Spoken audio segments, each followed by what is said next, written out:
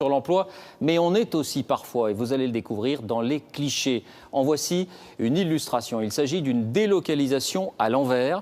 Le numéro 1 des centres d'appel marocains vient d'investir massivement en France, où le coût du travail serait pourtant 3 fois plus élevé. Reportage Julien Dupéret, Dominique Bonnet.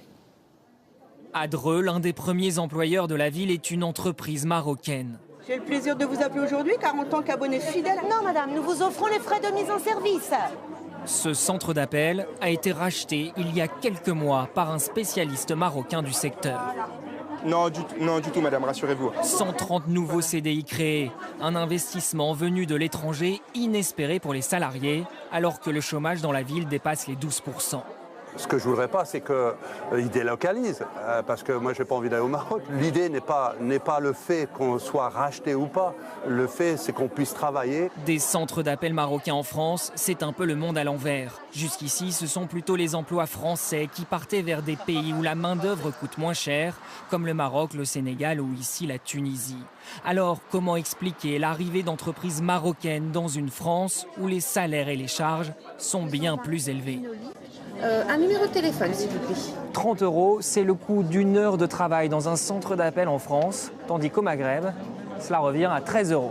Ce patron marocain a lui aussi installé une plateforme téléphonique en Normandie. Ça va? Et peu importe le coût, il y a de la demande, une demande bien précise.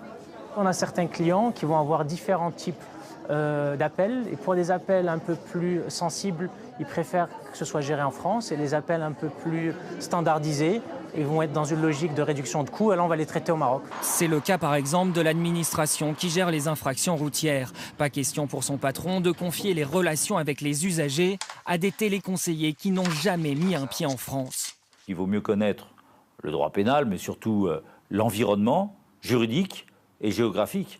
Il faut connaître un peu le code de la route. Donc nous, on souhaite que les téléconseillers disposent d'un permis de conduire ou d'un apprentissage au permis de conduire. C'est ce qui permet de répondre plus facilement aux gens. Services publics, banques, assurances, ils sont nombreux à exiger des centres d'appel Made in France. Aujourd'hui, les plateformes téléphoniques françaises comptent encore 270 000 salariés contre 60 000 au Maroc. On en vient maintenant au